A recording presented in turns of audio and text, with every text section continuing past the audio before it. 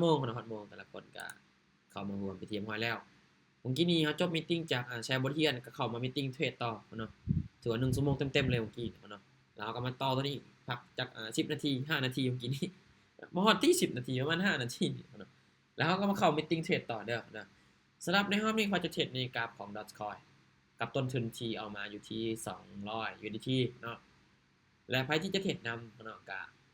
ถ้าว่ายอมรับความเสี่ยงบ่ได้ก็เบิ่งก็ดีเนาะยอมรับได้ก็เทรดเด้อเนาะยอมรับได้ก็เทรดได้เสียบ่ว่ากันเนาะอันนี้ก็จะเอาอีดิเตอร์เข้ามาช่วยกับการmanagement แล้วก็วินัยโอเคเนาะเพราะว่าข้อที่ว่าเฮาเข้ามาเทรดใน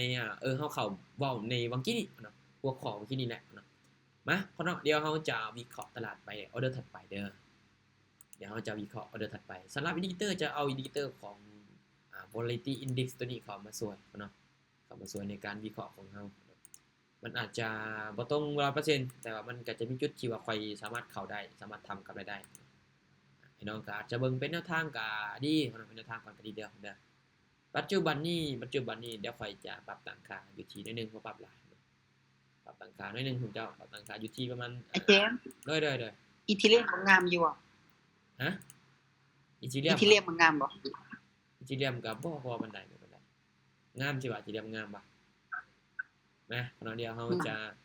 จะไฟเบิ่งก่อนเขาจะปรับตัวนิดนึงจะเป็นจังได๋โอเคสบายดีเด้ออาจารย์เด้อเข้ามาทันบ่โอ้สบายดีสุดหล่อสบายดีจ้าสบายดีนะครับโอเคมาเดี๋ยวเฮาวิเคราะห์ทำกันเบิ่งเด้อวิเคราะห์ทำกันเบิ่งเฮาก็เริ่มแล้วเฮากำลังจะเริ่มนี่แหละโอเคมาเนาะกำลังจะเริ่มนี่แหละเดี๋ยวเป็นออเดอร์ถัดไปเราเป็นออเดอร์ถัดไปเด้อเป็นออเดอร์ถัดไปแล้วกันยังใครแน่ว่าทันกำลังเริ่มตลาดสวิงได้ตลาดสวิงได้มื้อนี้ได้ตลาดสวิงบ่ไผว่าตลาดสวิงมาเดี๋ยวค่อยจัดการเบิ่งเดี๋ยวค่อยจัดการเบิ่งเด้อเดี๋ยวออเดอร์นี้มั่นใจซื้อสิเนาะขายคนก็เถียงกันอยู่เสร็จเลยจ้ะฮะผัดราคาตกสิเนาะโอ้ตายเสียงทอดโอเคสวัสดี19ยูเซอร์เด้อทุกคนเลยบ่ตายติ มาเดี๋ยวเข้าต่อออเดอร์นี้เด้อเก็บคนปรับเงินได้ไอ้น้องเขาเด้ปรับเงินเด้อเงินเลยจะไปไม่ใหญ่เด้จะโอ้ลืมปรับเงินไปเอาอินตายตีนี่สุดยอดบ่เด้มาเดี๋ยวไม่นี่เนาะมีแฮงคือแฮงขายกดราคาอยู่เดี๋ยวจุดนี้จักขายเด้อบัดนึงเด้อในโซนนี้มั่นใจขายวันนี้มั่นใจตามมาเสียงมันลงค่าเหรียญเด้ออาจารย์เช็ดอาจารย์แดงเขียวอยู่อาจารย์เป็นอะไรแม่นมันติดกรอบอันนี้ขายเนื่องจากอันนี้เห็นอันแท่งเทียนที่ว่าเฮาวิเคราะห์เมื่อกี้น่ะมันขึ้นไปปั๊บยาวน่ะแล้วมันมีการปฏิเสธราคาคือว่าหุ้นแฮงเนาะบวกกับอินดิเคเตอร์ก็ยังห่างกันอยู่นะในโซนนี้เบิ่งเด้อถ้าว่าเส้นตัวนี้อินดิเคเตอร์เริ่มย่ำเข้าหาแล้วมันแสดงว่าในจุดนี้จะปรับตัวกันลงมาต่อแล้วเนาะโอเคเนาะนี่แหละโอเคเนาะปัจจุบันนี้มีงามๆเนาะนะเดี๋ยวเข้าโซนนี้เนาะเข้าโซนนี้เด้อโอ้ปัจจุบันนี้ตลาดสวิงพอสมควรเด้อตลาดพอสวิงพอสมควรได้เจ้าได้ปัจจุบันนี้ตอนนี้มีกำไรอยู่9เหรียญในโซนนี้ขายมั่นใจขายอะไรก่อนมั่นใจขายว่าซั่นขายเด้อก็ได้เอาดินเจมขายเด้อมั่นใจว่าอาจารย์มั่นใจมั่นใจทุกออเดอร์นะจะออกไปนะสุดยอดมาบัดมาเสียนำกันในจุดนี้ขายอันนี้ขายเนื่องจากอันนี้เห็น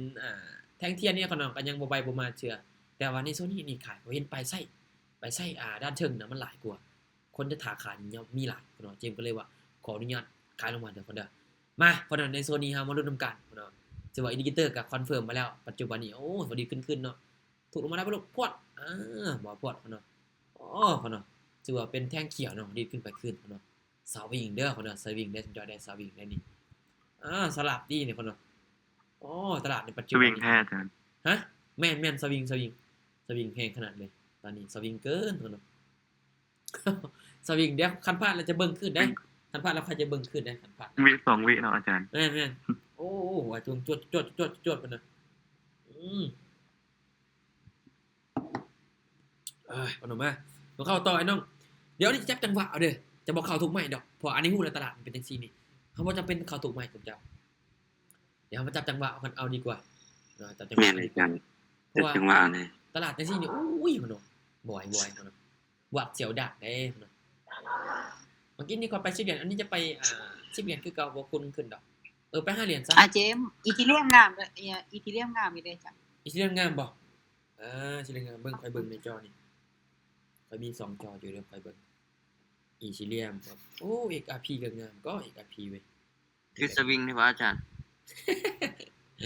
โอ้อีสิเลียมก็บ่ได้นะบ่ได้อันนี้เบิ่งแล้วบ่ได้มานะบ่ญาตินะส BNB จ้ะ BNB จ้ะ เดี๋ยวเข้านี่เด้อเดี๋ยวจะเข้านี่เนี่ยนะเดี๋ยวเบิ่งก่อนปัจจุบันนี้อันนี้โอ้ให้ซื้อเข้ามาหลายเว้ยเดี๋ยวเบิ่งก่อนเดี๋ยวเบิ่งมันสวิงอยู่ตอนนี้มันสวิง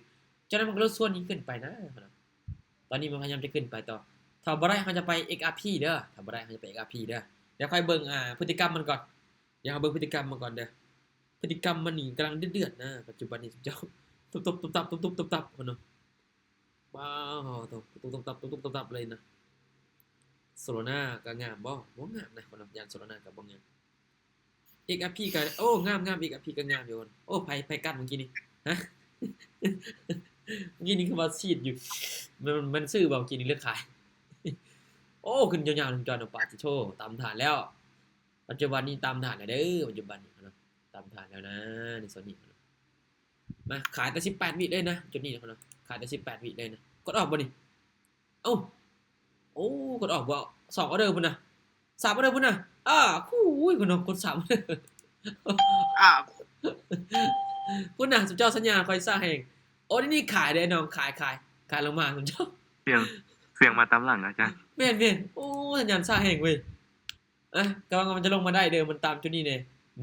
สัตว์ขึ้นไปซ้ำเนาะ อาจารย์บอกไว้นะมันกดบ่ทันปานใดนะ แม่นว่ะสัญญาณไฟซ่าที่สัญญาณไฟซ่านะสุดเจ้าโอ้กินตามฐานยังบ่ทะลุโซนตัวนี้ได้แต่ส่งทางมันขึ้นไปซ้ำทุกคนโอ้ผิดพลาดกดออกออเดอร์ผิดสุดเจ้าอีกแฮงลูกอึ๊บโอ้ยคนเนาะสัญญาณค่อย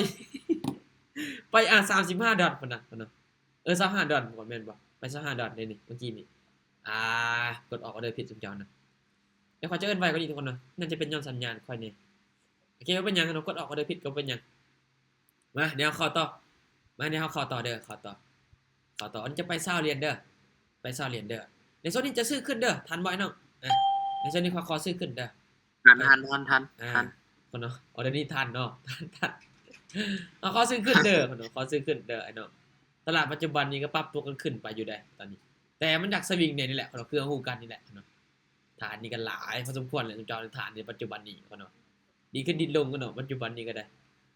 ป้าอาจารย์คือเป็นอันนี้โอ้ยวันนี้ขึ้นอย่าไปตื่นมีที่ขึ้นเก็บใช่มีขึ้นเด้อมันเช็ดจวดขึ้นมาเดียวเด้อมันเช็ดนะ แม่นบ่อาจารย์ ป้าลงยาวเนี่ยวันนี้ ขึ้นยาวแท้อาจารย์ขึ้นยาวแท้ เป็นกราฟเด้อบ่ไว้เทียดอัน XRP เด้อ XRP เอาเด้อเป็นกราฟ XRP เอาเสร็จแล้ว ได้ดีคนเนาะวันนี้เนาะคนเนาะลงบ่ให้บ่เห็นบ่ให้ลงแบบบ่ให้เกียรติเลยเนาะ ลงยาวโพดเนาะลงยาวโพดติสิบ่ให้ติมาเดี๋ยวบ่ให้เกียรติเลยแม่ทำเข้า XRP เด้อให้เข้า XRP เอาเด้อเข้า XRP เอาเด้อกันปัจจุบันนี้เนาะเดี๋ยวเราจะเข้า XRP เด้อมาเราถามเบอร์1ไอ้น้องเราถามเบอร์1เด้อเราถามเบอร์1โอ้เราใส่เส้นน้อยพดเว้ยโอเคสามีพอดีแหละมาเดี๋ยวเราจะเข้าในโซนนี้ละกันโซนถัดมานี่แหละ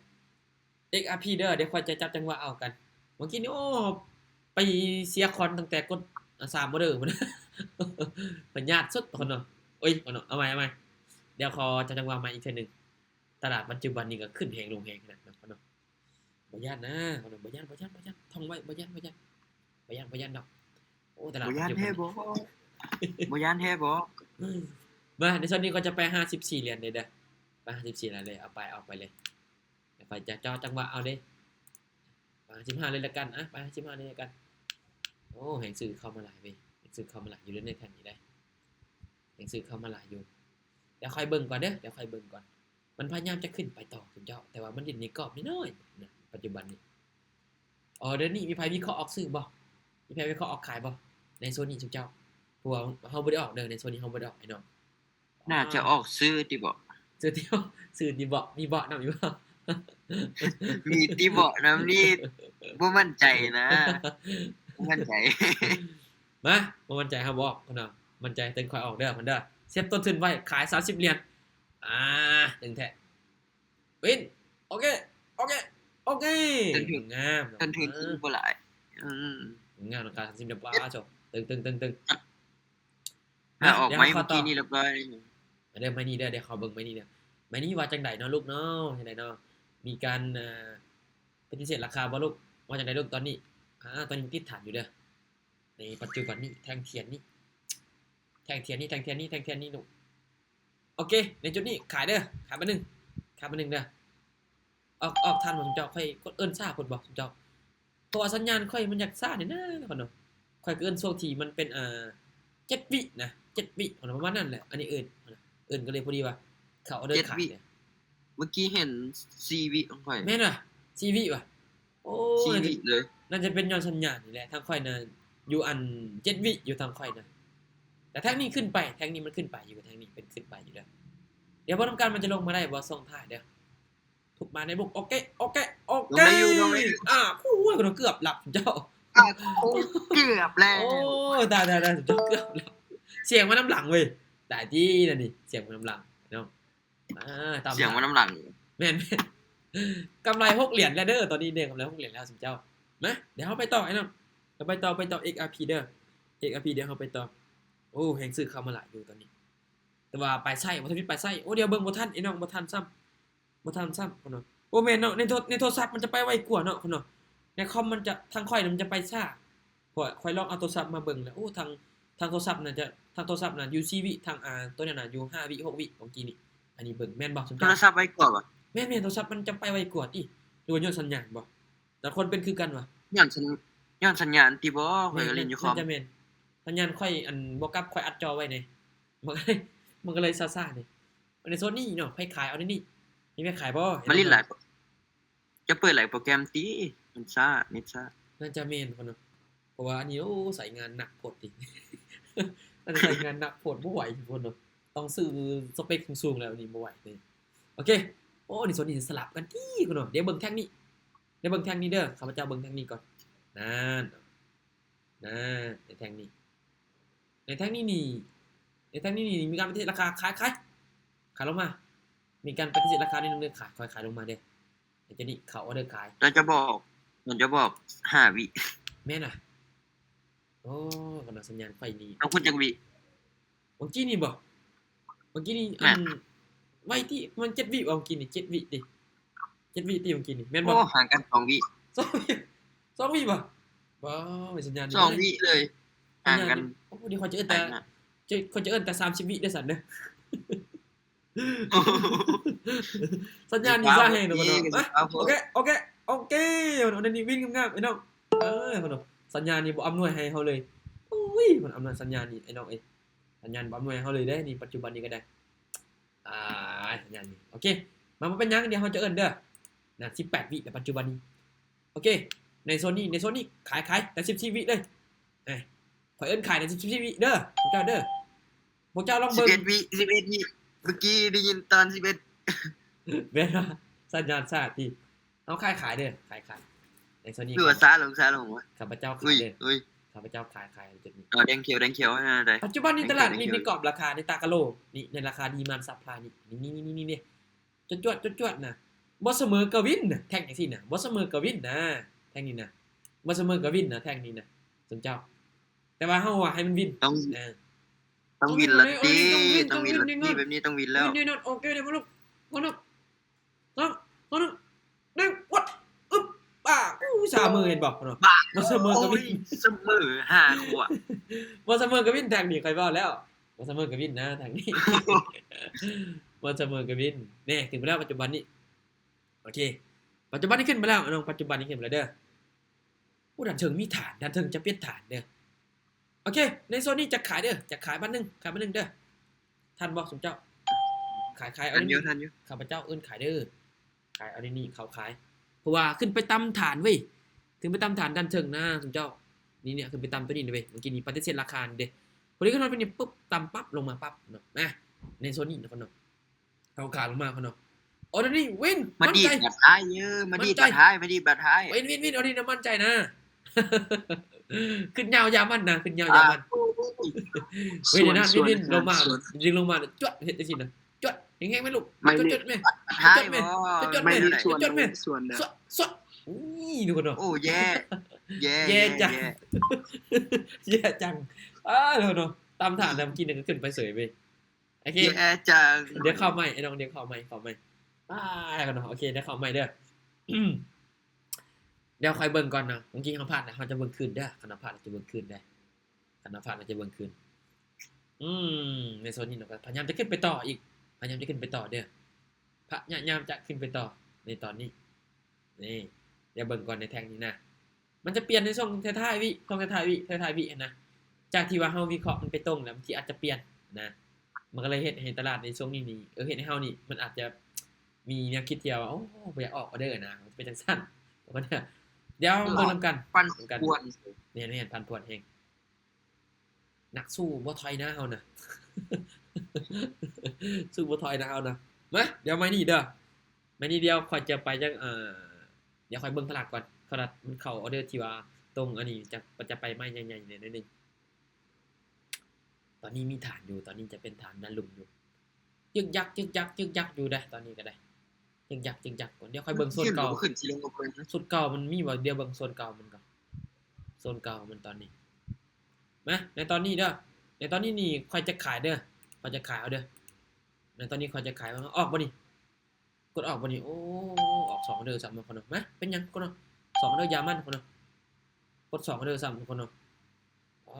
คนในจุดนี้คนเนาะในจุดนี้นี่ชนเนาะเอาขายแล้วมันขึ้นไปบักหยาคนเนาะโชค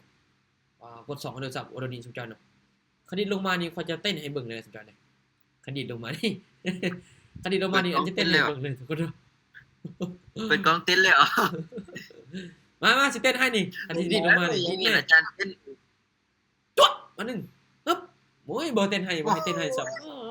ทุกคนเนาะโอ้เนาะ อ๋อก ด2 แย่ เลย แย่ ซ้ำ แย่ กด2เลยซ้ำทุกคนเนาะบ่กินนะ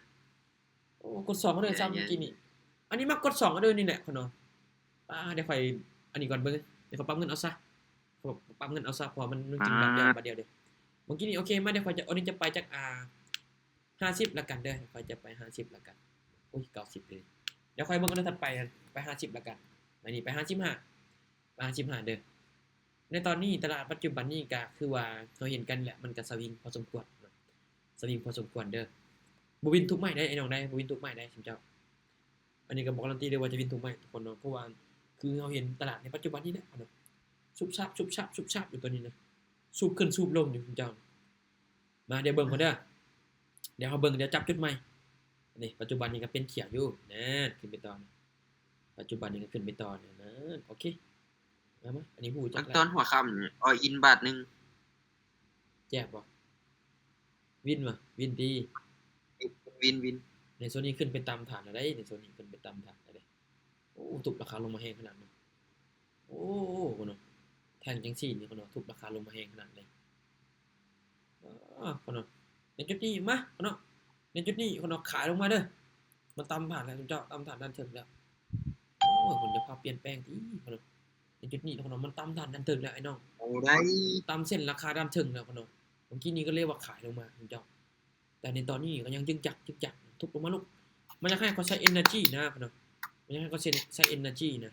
ลงมาลูกลงมาแห้งๆโอเคแห้งๆลูกแห้งๆลูกโอเคแห้งๆโอเค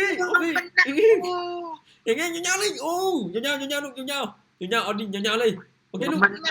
นัด ยาว ลงมาเม็ดนึงเลย ๆนี่ตับ เม็ดนึงเลย โอเคอุ้ย สวยครับ โอ้มันคือดีดเมื่อกี้นี่ไปตื่นยักตื่นยักไปไอ้น้องป้าโจตื่นยักไปเมื่อกี้นี่เลยป้า โทถ้าเสียเมื่อกี้นี่เหลือ2เหรียญเลยได้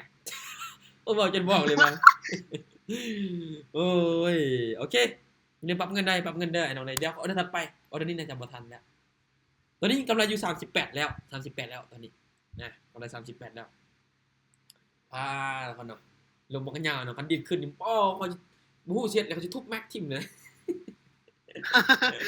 เลือดใจเนาะก็เนาะเลือดใจได้ก็เนาะมันเลือดใจได้ลงบักยาวเนาะจะไปซัดขึ้นในช่วงท้ายเนี่ยอุ้ยหับบ่ได้เลยอันนี้นะ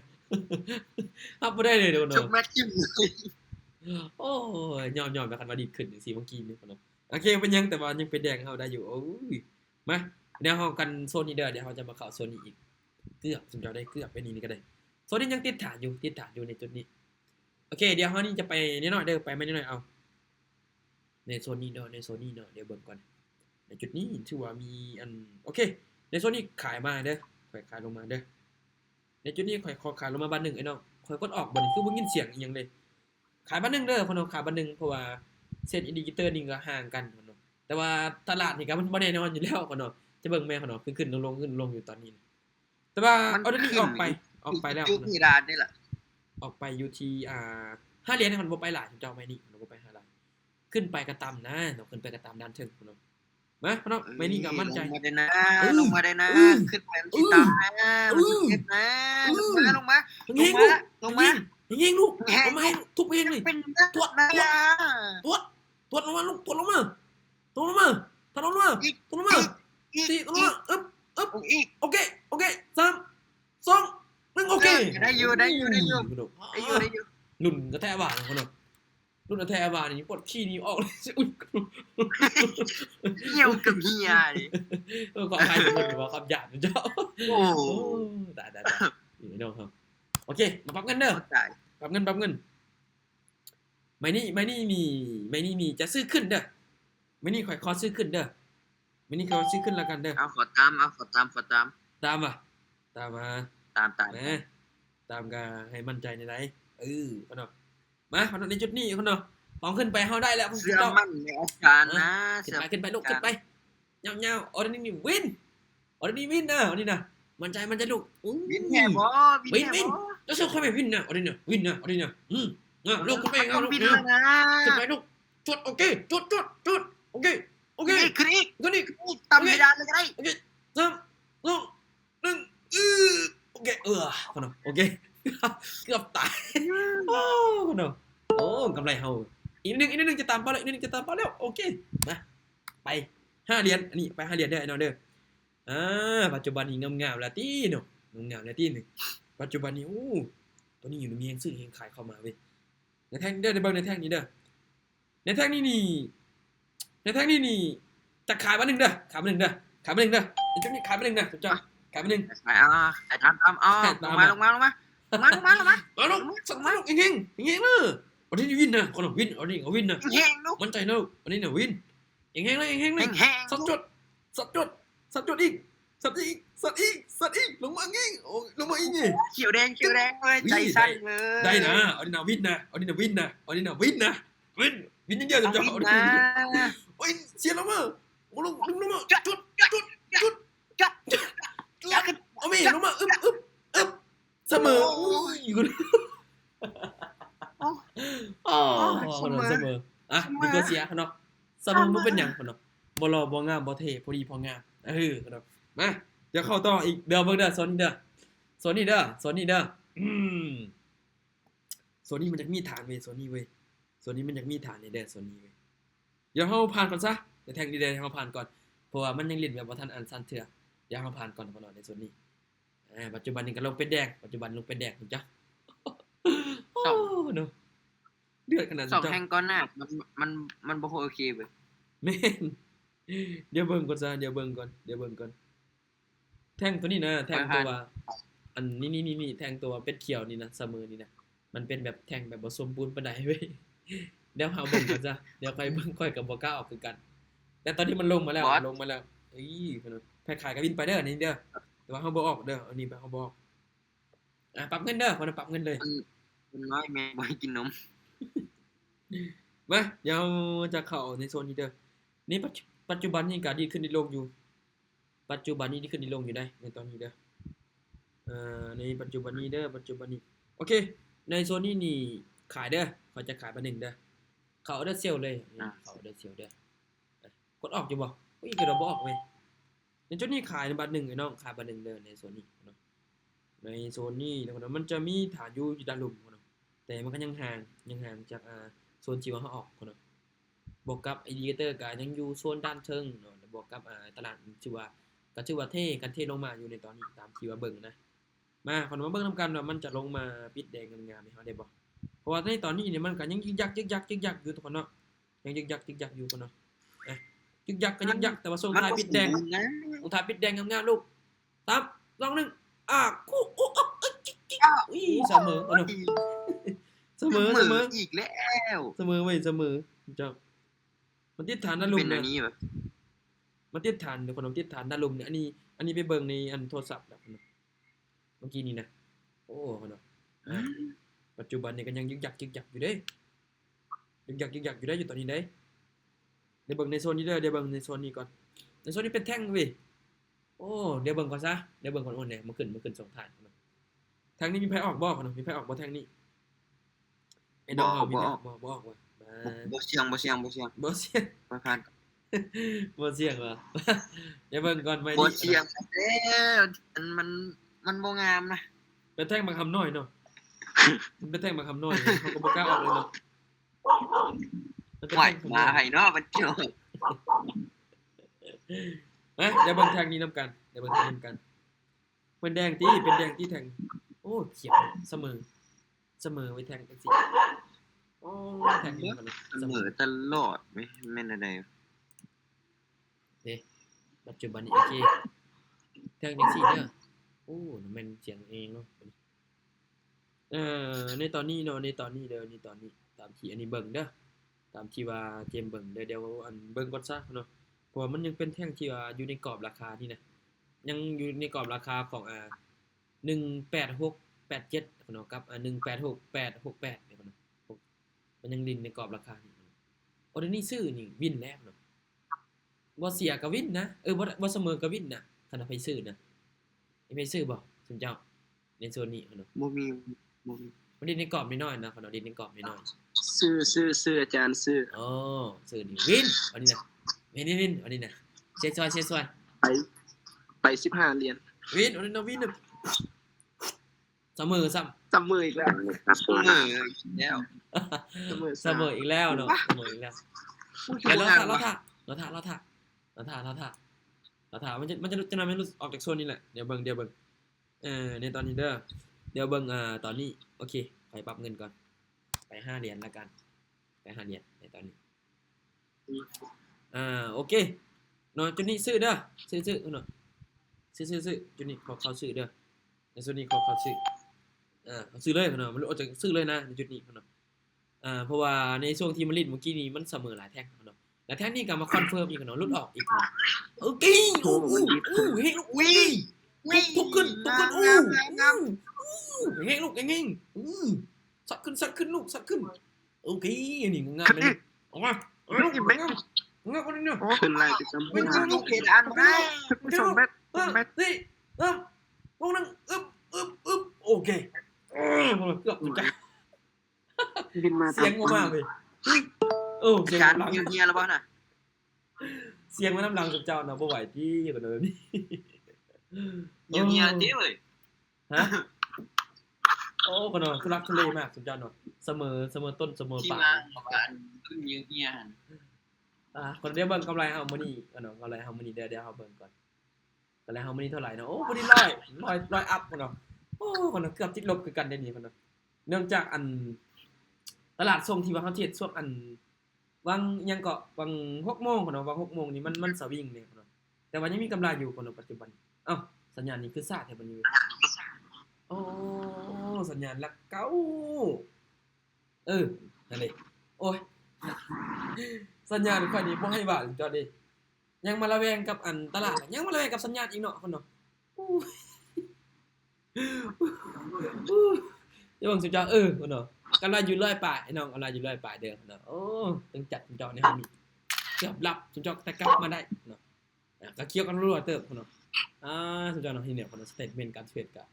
อยากสิเว้าเนาะคนเนาะคนเนาะงบ200กำไร52เหรียญถือว่าเฮาก็ได้กำไรมาหลายพอสมควรเนาะคนเนาะแต่ละคนเด้